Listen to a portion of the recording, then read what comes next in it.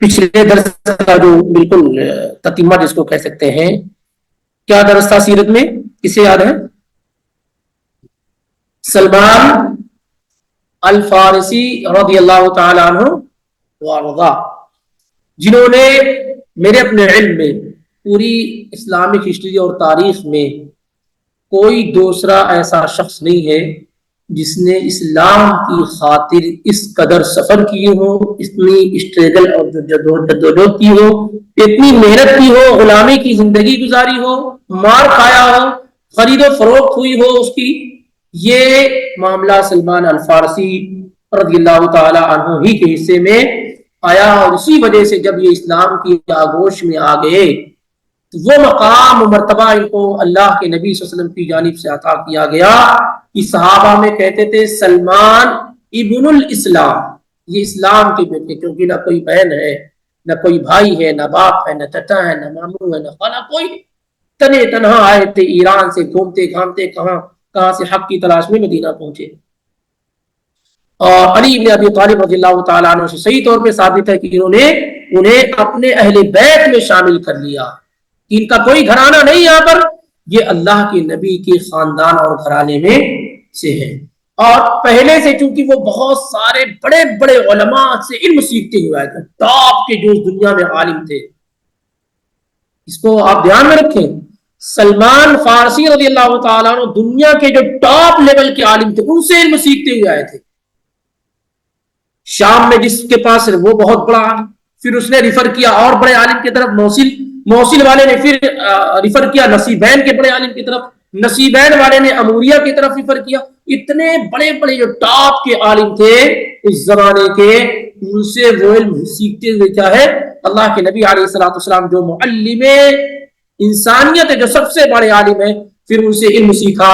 اسی لیے ان کا جو علم تھا وہ دوسرے تمام صحابہ سے بہت حد تک ممتاز اور الگ تھا. جیسے علی رضی اللہ تعالیٰ عنہ کہتے ہیں ادرک العلم الاول والآخر، وہ علم بھی سیکھا جو ہم نے نہیں سیکھا، ان کو علم بھی ہے جو ہمیں نہیں.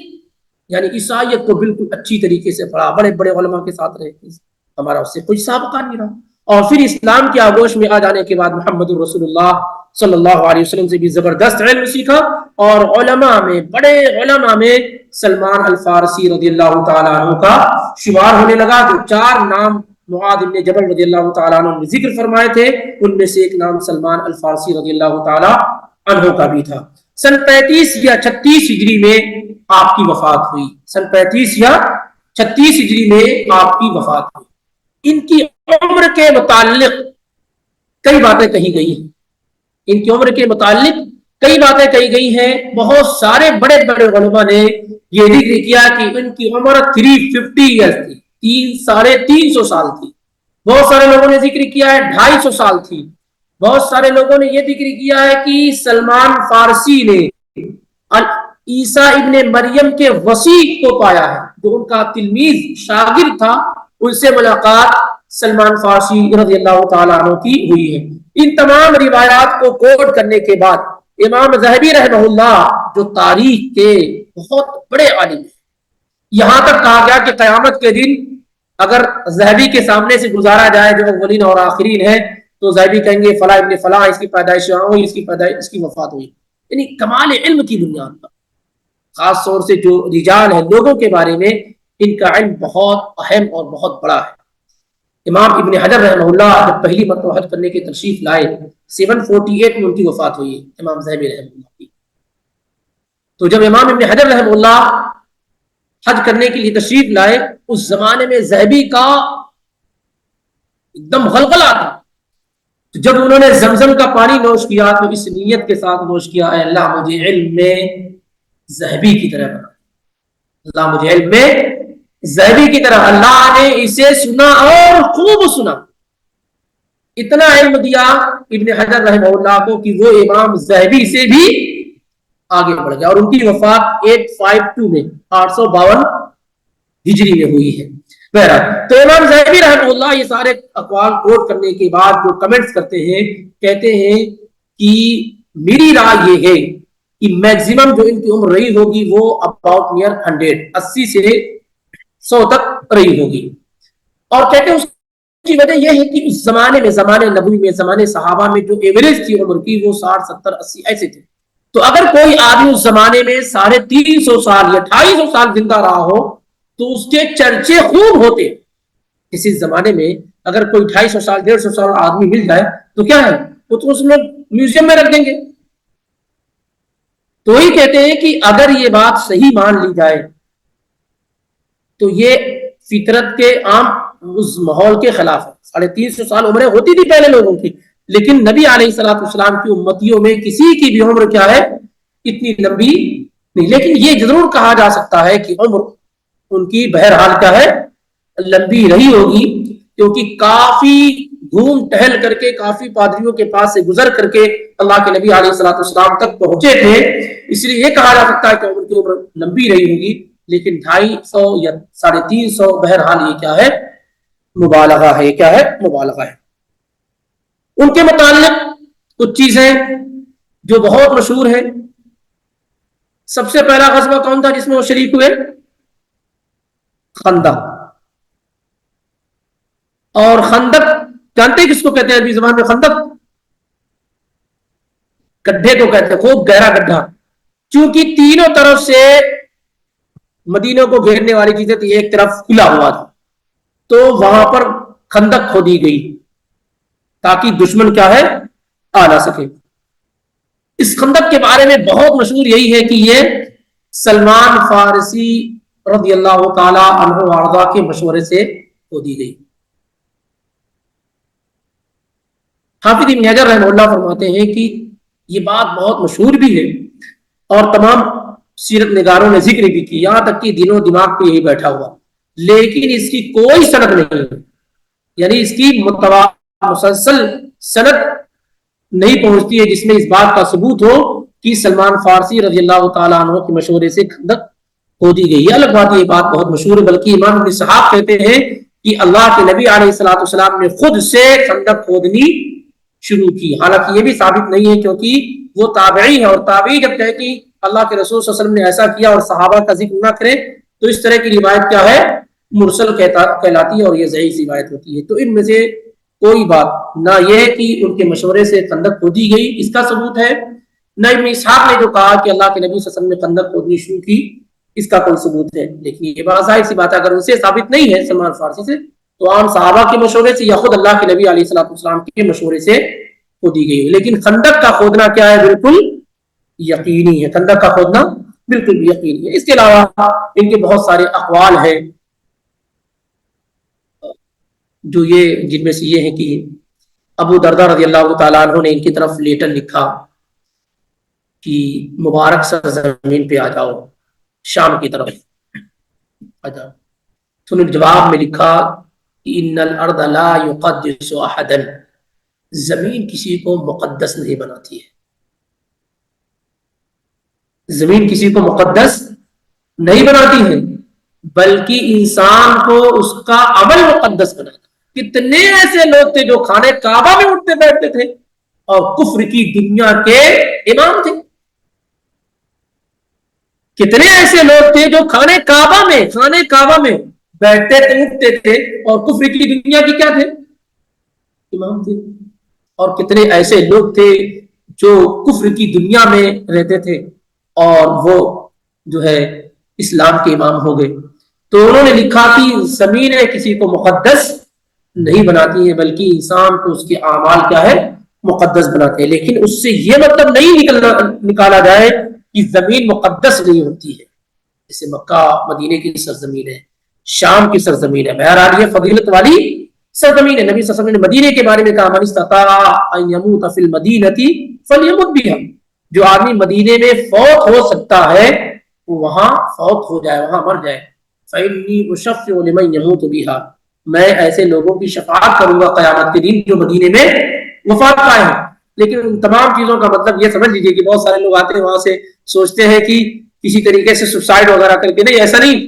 آدمی اسباب اختیار کرے، ان میں جانتا نہیں انسان کو کہاں مرنا ہے، کسی کو نہیں معلوم ہے کہ کہاں اس کی موت ہونی ہے، لیکن اسباب اختیار کرے. جیسے آپ کو جاب ملی مکہ میں، مدینے میں، ریاض میں، تو آپ نے کیا چن لیا مدینے کو. یہ ایک سبب ہے، اس طریقے سے اختیار کیا جائے. اور تمام چیزوں میں بڑی چیز یہ کہ آپ توحید پر قائم ہو. توحید پہ قائم ہو تب اللہ کے نبی صلی اللہ علیہ وسلم کی شفاعت کے آپ مستحق ہو سکتے ہیں، ورنہ مدینے میں بہت سارے کفار منافقین سب وہاں پر ہیں، مدفون ہے وہاں پر. بقی کے اندر جائیں گے، بڑا رئیس المنافقین عبداللہ بن ابی بھی.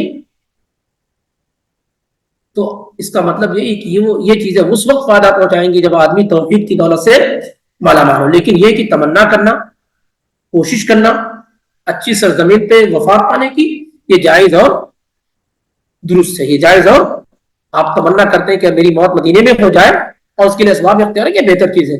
عمر بن خطاب رضی اللہ تعالیٰ عنہ دعا کرتے تھے اللہم ارزقنی شہادۃ فی سبیلک واجعل موتی فی بلدی رسولک صلی اللہ علیہ وسلم. صحیح بخاری کی روایت، اللہ مجھ کو شہادت کی موت عطا فرما اور جب مجھے موت آئے تو میں تیرے رسول کے شہر میں رہوں. وہ تو چھوڑیے، اس کے علاوہ آپ دیکھیے موسیٰ علیہ السلام پہلی مرتبہ جب فرشتہ انسانی شکل و صورت میں اور کہا تمہاری روح قبض کرنے کے لیے آئے ہو تو ایک تھپڑ مارا آنکھیں بہہ گئی. صحیح بخاری کی بات ہے. تو واپس گئے اللہ کے پاس، اللہ تم نے کس بندے کے پاس بھیج دیا ہے، تو مرنے کے لیے تیار ہی نہیں. اللہ نے آنکھیں ٹھیک کی اور دوبارہ کہا جاؤ، اور جب آ کے بتایا میں اللہ کا فرشتہ ہوں، تمہاری موت قبض کرنے کے لیے آیا ہوں، اللہ نے مجھے بھیجا ہے. یہ ایک سسٹم ہوتا ہے. بہت سارے لوگ غلط اس کی تصویر بیان کرتے ہیں، یہ کہ فرشتہ روح قبض کرنے کے لیے آیا تو موسیٰ علیہ السلام نے تھپڑ مار دیا. اس وقت موسیٰ علیہ السلام نہیں جان سکے کہ یہ موت کا فرشتہ آیا روح قبض کرنے کے لیے، انسانی شکل و صورت میں آئے.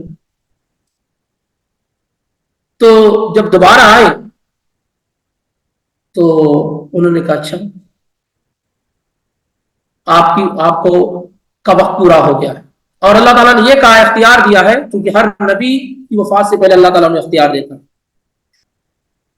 اللہ نے آپ کو اختیار دیا ہے کہ آپ اپنے ہاتھ کو یہ بیل کے اس پہ رکھے اور جتنا بال آپ کے ہاتھ کے نیچے آ جائے گا اتنی سال کی عمر آپ کو دے دی جائے گی.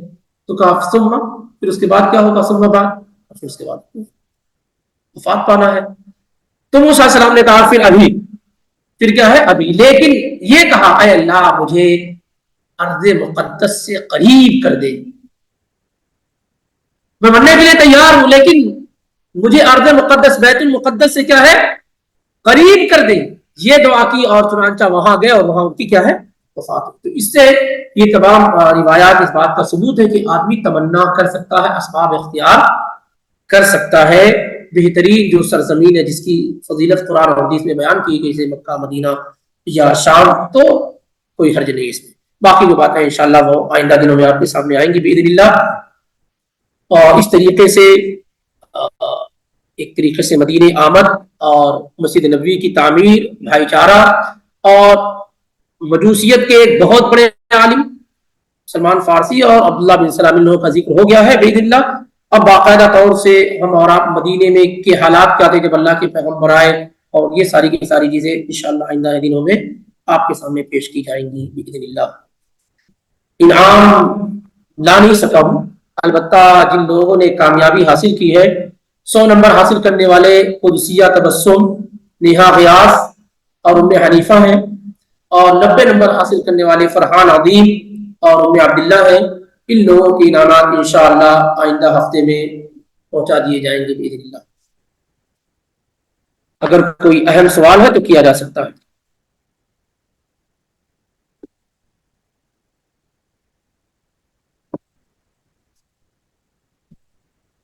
چلیے پھر کسی کے چچا وغیرہ نہیں ہے، دادا نہیں، چچا نہیں، ماموں نہیں، سب انترال یہ بتائیں گے کہ کون ہے، کیونکہ جب قریب کے رشتے دار کوئی بھی نہیں ہے. اولاد ہے ان کی، ہاں ہاں اچھے ہیں، بہت اچھے نہیں، بگڑے ہوئے. جی جی. تو ان کے لیے کیا کہیں؟ اولاد میں بعض بگڑے ہوئے بعض اچھے ہیں. اولاد اگر کافر نہیں ہے، ایک بات بتا رہا ہوں بتانے کے لیے آپ کو کہ سب سے بڑا جرم کیا ہے؟ کفر ہے. بس اس کے بعد کوئی سارا جرم چھوٹا ہے. تو اگر اولاد کافر نہیں ہے، شرابی ہے، کبابی ہے، زینہکار ہے، بدکار ہے، چوری چماری کرتی ہے، آپ کو مارتی پیٹتی ہے، کچھ بھی کرے، آپ کی وفات اگر ہو گئی ہے تو برابر کے حصے دار ہوں گے. چچا کے اولاد ہاں وصیت تو وراثت کا حصہ وہ چھوڑ دو. وصیت آپ کرنا چاہ رہے ہیں ایسے لوگوں کو جو اچھے نہیں ہے. مال کے اعتبار سے تو کر سکتے ہیں، لیکن اگر قریبی لوگوں میں اور اچھے لوگ ہوں تو ان کو دیا جائے، یا جو ضرورت مند لوگ ہیں ان کو دیا جائے، کر سکتے ہیں، کر سکنے میں کوئی حرج نہیں ہے، اگرچہ آپ کے قریبی لوگ بگڑے ہوئے ہی کیوں نہ ہو، کر سکتے ہیں۔ اس صورت میں آپ بچیں گے جب آپ کو یہ لگے کہ آپ ان کو مال دیں گے اور آپ کے اس مال کے ذریعے سے اور گناہ کریں گے، تو پھر آپ بچیں گے، پھر آپ کیا ہے بچیں گے، وصیت نہیں کریں گے۔ جیسے آپ کو تجربہ ہو چکا ہے کہ زندگی میں بھی ان کو مال دیا جا رہا تو جا کے شراب پی لیے، جوا کھیل لیے، تو ایسے لوگوں کو وصیت نہیں کی جائے گی، جی ایسے لوگوں کو وصیت نہیں کی جائے گی۔ اولاد کے لیے وصیت ہی نہیں، پھر کیسے وصیت ہی نہیں ہے؟ جو لوگ وارث ہو رہے ہیں اولاد بول کر کے نہیں، جو بھی وارث ہو رہے ہیں ان کے لیے وصیت ہی نہیں ہے۔ مان لیتے ہیں جیسے کہ آپ کے بیٹیاں ہیں اور پوتے اور پوتیاں ہیں، بیٹیاں ہیں پوتے ہیں اور بیٹے نہیں ہیں، تو پوتے کی بھی وصیت نہیں کر سکتے، کیونکہ آپ کے بیٹے نہ ہونے کی وجہ سے پوتے کیا ہے وارث ہو جائیں گے، تو آپ وصیت نہیں کر سکتے ان کے لیے۔ تو جو لوگ وارث ہو رہے ہیں ان کے لیے وصیت نہیں ہے، جو وارث نہیں ہو رہے ہیں ان کے لیے وصیت کریں گے۔ سبحانک اللہم و بحمدک اشہد ان لا الہ الا انت استغفرک و اتوب الیک۔ السلام علیکم و رحمۃ اللہ۔